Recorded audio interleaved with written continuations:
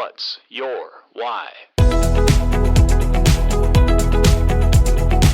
If not me, then who? If I want my kids to have opportunities and experiences and I'm willing to do the work to let them have those opportunities, and that I want to make sure that I'm doing my best and I'm at my best every day. That's the voice of 2023 North Dakota Teacher of the Year finalist Megan Wald from Linton Public School, where she teaches business education classes. You're listening to What's Your Why? I'm Tom Gerhardt from North Dakota United, along with 2022 North Dakota Teacher of the Year Brett Doctor. We're here to uplift educators and education. Hi Megan, how you doing? I'm good, Brett. How are you? I'm doing well. We just got some. I just want to sit down and visit with you today, kind of get your why and why you're into stuff. Would you tell us what you teach and what's your content area? Sure. I am a teacher at Linton High School in Linton, North Dakota. I teach business classes, and so that's just a wide variety, lots of technology, and of course the traditional introduction to business, accounting, marketing, all of those fun things. I've been here for 15 years. That's my whole teaching career. My next question: How many years? All of those in Linton? All of them in Linton, yes. Okay, all right, very good. Tell us a little bit about your story, Megan, how you got into education, and did you have an aha moment where you knew when you were younger that this is what I want to do, or is it something completely different than that? Well, I had a really good business teacher in high school, Diane Kook, and she just had a really good way of making my business classes relevant. It was something as a high school student that I knew I was going to use as an adult, which, now as a teacher is something you want to make sure that your kids are connecting with. And she got me active in our chapter's Future Business, our high school's Future Business Leaders of America chapter. And I just learned a lot from my involvement in that. So as a senior, I'd kind of thought about becoming a business teacher. But I had some adults in my life that were kind of like, are you sure you want to be a teacher? I don't think they meant to discourage me, but they definitely made me think twice about it. And I never really sat down with them and had conversations like, why did you say that? Or anything. So when I started my college career, I just went to Bismarck State and I went into business management. And I had a good experience there, but when I graduated, I just felt like I wasn't ready to start going into the world of work, and it really just didn't seem like that was where my journey was supposed to end. And so I transferred into Valley City State University in January, in the middle of the year, and it was a scary experience for me, but I just thought I'm going to go and I'm going to get my intro to business classes or introduction to education classes and see how it goes. And it just had a really good fit for me. It just felt like a good family experience. The staff at Valley City and the other students that I met were really supportive, and I just had a great experience. So when I did graduate from Valley City, I felt like, okay, I'm ready. This is what I want to do. And my student teaching experience in Mandan, I had 3 really good mentors there that when that was all said and done, I was like, this is how it's supposed to feel. And so I don't know if I had one aha moment, but it was kind of I had that feeling, that tug that, yeah, this is what I wanted to do. And then I just needed a couple moments of validation, yes. So first of all, Megan, that makes me feel good because my daughter just got accepted into Valley City State. And so that's a real choice. A real positive for you selling me on that. That's really nice. So you kind of mentioned mentors a little bit, and I guess, can you share with us how they shaped you as a teacher? You mentioned there's 3 of them that kind of formed you. How did they shape you kind of into your teaching? Well, the teachers at Valley City, or not Valley City, sorry, the teachers in Mandan, because it was a bigger school, so one was a marketing teacher, one was a business ed teacher, they just really helped me with that content and feeling comfortable with that. Once I started teaching, which is a whole different ball game, right? Getting that actual classroom experience. When I started in Linton, there were some really great teachers. I walked into a school that had a pretty veteran staff, and 2 teachers, Diane Nagel and Jackie Wald, who's not a relative, who'd both been on staff for a while. They were really great mentors. I think about Diane, she taught English right across the hall from me, and she was definitely my person that when things started going wonky, I could go over to her, and she not only offered the support, but she just had this really positive demeanor and could talk you through something. Yes, but, yes, you feel this way, but have you thought about about this? And she just really was able to bring a lot of perspective into those times when maybe you're struggling as a new teacher. And then Jackie Wald, she was our FACS teacher, and she was kind of like my advocate in CTE. She always just had so much personality that she brought into her classroom, and I always kind of admired how she was able to build relationships with her students. Kind of before that was really something that we talked about and was like a big push in education. And I just really admired and looked up to her for her ability to do that. And she wasn't afraid to speak up and address issues, supported teachers and whatnot. And so Diane was the person that kind of supported me and helped talk me through situations. And Jackie was the one that really kind of helped me find my voice to be confident and whatnot. But those were two really great mentors as a new teacher that I appreciated having. And now, even as 15 years under my belt, there's still people that I look up to and inspire me. And I think of our two current administrators. We have Mike Shirato as our high school principal, and Aaron Huber is our elementary principal. And if you ever have a chance to talk to either one of them, you're lucky. They'll impart their wisdom on you. And Mike has always been a huge proponent of building those relationships, giving grace. And it was a perfect fit for when we went through COVID-19 pandemic and coming back to school. And, I feel like our school had a relatively smooth transition compared to a lot of others. And so he's definitely somebody that I'm lucky to know and get to come to work with every day. And Aaron Huber is just a full of all kinds of endless knowledge when it comes to like educational best practices and always choosing to do what's best for our kids. And she's always fighting for kids and doing what's right for them. And so, right now I would say that we're always looking for mentors, even as an experienced teacher, finding our people that can help support us and push us to do better. Well, I like what you said about we're always looking for mentors. I mean, I'm thinking when you're speaking, a few years ago, I lost one of mine. She passed away, and I'm 24 years in myself, and I still look for guidance. I still look for people that can, that I can vent to maybe. So yes. That's a huge thing in the teaching profession, that you need those people around you. You're absolutely right. Have you found yourself becoming one for younger teachers?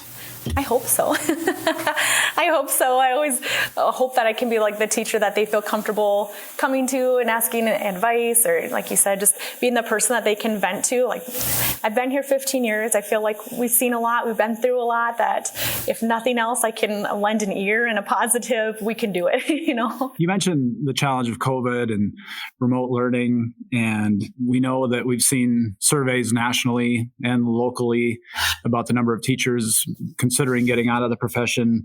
Just wanted you to address some of the issues that you see facing teachers today, whether it's down in Emmons County or when you talk to your peers across the state or even nationally. Well, absolutely. It's that teacher burnout that we see it all over the place. It's not a surprising answer to say that burnout is truly real. That's something that I've actually written about is, last year it was a tough year for me, and why. It was hard for me to put my finger on why that was such a hard year when I've had experience and I felt like we've been through harder things. This isn't something that should break me. But really it just kind of started like a trickle-down effect that, especially for us in our rural schools, there's not a lot of people. And so the ones that are here, the ones that are constantly asked to step up, right? We need somebody to work concessions, take tickets. We need somebody to help put this event together and plan this. Our whole guiding principle is if it's right for kids, it's right? And we always want to be the people that can step up, make things happen. We don't want to be the people to say no and let others down. And so I feel like as teachers, we just take on too much because we feel selfish if we say no. I don't know if I have the right answer for that. For me, it really just took a change in mindset that I had to start prioritizing the things that brought me joy and setting some boundaries. And it's a hard thing to learn and to get good at doing those things. But it can definitely just be this trickle-down effect where, soon you've agreed to so many things and you've got so many things on your plate that pretty soon when you're devoting time to one thing, it means you're taking time away from something something else that's deserving of your time and energy. And so when those things start becoming family, taking away from family time, that's hard. And so just learning to change that mindset and prioritizing, and like it's hard to do, but if we can start working together, and I like what you're doing here, Brett, with getting this podcast going and advocating for teachers and hopefully recruiting a few more people into our buildings and That's the plan. Yeah. You spoke on rural schools, and I'm from a rural school as well, and we see such a just finding a sub already has become such a hard deal, and that makes me nervous going forward as to what quality of education is going to look like in a few years if we don't do something now to change the path that we're on. So I 100% agree with you, and I think that the very good teachers that we have right now, a lot of them are getting pushed to the brink because they're asked to do exactly what you said, everything, and no one wants to say no, and that's part of it, And right. So yeah, that's a big issue. I 100% agree with you, Megan. Going off of that, as you've been teaching over the last 15 years now, what have you seen change in education? Maybe for the good or for the bad. What have you noticed change as we move forward? There's lots of changes, right, as society changes. But two good things that I think have been introduced. One would be the push for that relationship building. Like I said, when I first started teaching, I don't feel like that was a big push. Like for me, I was just teaching my curriculum, and that's what we did. And now collaborating with our peers, and obviously the relationship building with our students, and how that has such an impact on your school's culture. That's been a big change. And another change is how we teach. And again, not that super content focused, but really educating our whole student, focusing on that social emotional learning, which, like I said, that focus has kind of come into play at the right time post-pandemic. And again, when we're in a rural school, our school doesn't always have access to all of those resources that larger districts have. That in our school has been a big area of our professional development, is how can we teach that whole child and really support them in all areas, and not just inside our classroom. You mentioned last year that you found yourself struggling a little bit, and you explained why. Just kind of flipping the coin to the other side, we wanted you to talk about some of the things that give you hope in and about education. Yeah, our students, right, that we see every day, every year when you talk to people about, generational differences, you frequently can hear people talk about, kids these days, right? And sometimes they get that bad rap. But I think what they don't see is that our kids are full of imagination. They've got these big ideas and these skills, especially when it comes to technology. Their comfort level in creating content and sharing it to mass audiences is amazing. They're just not afraid to put themselves out there, and I really do think that they're going to do some really amazing things, and they're going to change the world. And they're the ones that give me hope every day. When you have a bad day, there's always going to be that one student that just comes up to you and creates something or gives you something that's just surprising. And that's what gives me hope is just knowing that our kids are going to be okay, and we're just always doing the best we can for them. I'm kind of selfish in this respect, because I love to hear people tell stories about their students, and in a moment maybe where it's teaching you made a difference. It kind of fills my cup up, and I'm kind of curious on yours, Megan. Like, is there a moment or a story where teaching for you and your students you made a difference, or they made a difference to you? One, either or. Just, I love those kinds of stories, because I think that's, in essence, the basis on why we teach, is those moments, those opportunities where there's that difference, and you either see it on yourself or on the students you work with. Do you have one of those you could share with us? Those moments happen. It's funny because sometimes those moments are just like these little things that happen every day that might seem insignificant at the time, and then you look back and you're like, wow, like that was like a big thing. That was a big thing for that kid to do that, or for that to happen. One specific instance, I just think of how things have changed and how I've approached teaching because of a student. I mentioned already that relationship building when I first started teaching was probably not a huge priority of mine. It was content and deadline focused and whatnot. And I didn't share a lot about myself personally with the students. And when I was expecting my first child, I never shared that with my kids. Like, they probably are just like, I teach high school. So they're like, obviously I was pregnant.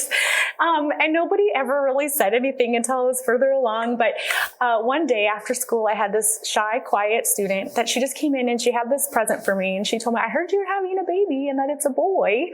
And she had handmade this blanket for me. And I was so emotional after that happened so I didn't even share that with her. I kind of kept myself away from them. And, it was a missed opportunity, I think, for me to share something about myself and to present myself as a human, right? That has things to celebrate too. And so that was kind of a changing point for me. Can I just open up a little bit and let them share in my celebrations, just like I would want to be part of their celebrations too. And so, not necessarily a curriculum aha moment or anything like that, but it was more of this was a relationship that I needed to build, and it helped me more than it helped my student probably. But it was just that she made that first step of saying Mrs. Wald, I care about you, and I just thought, this is something I need to start sharing more. And like I said, become a human to them and not just a teacher. Maybe I was just afraid as a new teacher to open up that part, but that was definitely an aha moment there. Well, thanks for the transition to new teachers, because we want to ask what advice you would have for new teachers as we're trying to recruit young folks to the profession. Yeah. So, there's so much that we could impose on our new teachers. But my biggest advice, I think, would just be to find your people. We can always find people to vent to, right? That's always something we can go off and get mad and get frustrated. But find the ones that also are motivating to you, inspiring to you, the ones that encourage you, maybe even challenge you a little bit. Those are the ones that really make you a better teacher. And so finding them in your building, that's an important piece of advice I'd have. As we've talked a lot about maybe the things that you faced and the things that are good. What's one thing you'd like to see maybe that would make education better, Megan? Is there something out there that you think if we did this, we'd be able to fix some stuff? Is there anything that you can pinpoint? Well, just having more people to start off with. Yeah. And it's not just our licensed teachers. Yes, we need them too, but it's para-educators, it's bus drivers, it's the custodial staff. We just need people across the board. And the more people we can have on deck, then the more collaboration that can happen to allow better things to happen within our school walls. So that was the biggest thing. That I just wish we could get more people involved in the school system. I'm just sorry, Tom. I was just to say, we talk a lot about the teacher shortage, which is a big thing. But you're absolutely right. We're missing paras, and paras are vital to the success of our school. Bus drivers, cooks. It's at almost every level that you need those individuals, and there's a shortage of that. And so I agree with you. That would make, if we could fill those spots, it would make us a lot more advanced, a lot better in the future. Absolutely. You've given us a lot of good stories already and answered this question maybe a little bit, but why should students consider a career in education?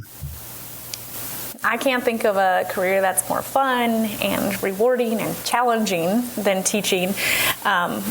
And one of the biggest benefits that I found is an extension of my own family. We spend so much time here with your coworkers, with your students. Everybody shares about themselves. And so I just think I have 4 small children, and they walk into the school building. It feels like another home to them. They've built relationships with my high school students through after school activities, and my coworkers have celebrated, happy moments in my life. They've been there to support me in moments when we struggled. And I just think of the family aspect that comes with being involved in a school setting. And so I just think that part of it is a huge part of becoming a teacher, and the fun part that's just a side benefit that you get. But also our teachers, they're shaping our future. And how awesome is it that we get to help students become their best selves every single day. You have have the opportunity to impact so many kids and so many people. And I just think that that's a reward right within itself. It's not necessarily an immediate thing that you see every day, but man, those moments that you have when your students come back and they talk about, being successful and graduating from college and having their own families. And it's just a great feeling that you can get. And so I always feel like it's such a rewarding career that nothing can beat it. I'm sure you through this whole thing, you've answered this, Megan, but we're going to put you on the spot for our final question. Because there are people leaving education, we want to know, what is your why for staying? What's your why? Why should we consider staying? Well, absolutely, it's our kids, right? I have so much hope for our future, and I know that there is work that has to get done, but ultimately I want our students to have opportunities and experiences that allow them to grow and become happy and healthy and feel supported. And I know we see it probably all over, but it's that question, like, if not me, then who? If I want my kids to have opportunities and experiences, and I'm willing to do the work to let them have those opportunities, and that I want to make sure that I'm doing my best and I'm at my best every day, so that they can have those opportunities. And so, they inspire me to be my best, and that's my why. It's for them. And absolutely, and thank you, Megan, for all you've done for not just the students of Linton, but for all of us teachers out there. Just hearing you today got my cup filling up, and I appreciate that. And we wish you the best and a continued great school year. Awesome. Thank you guys so much. I appreciate my time here. Have a good day. Thanks for joining us on What's Your Why? For Brett Doctor, I'm Tom Gerhardt.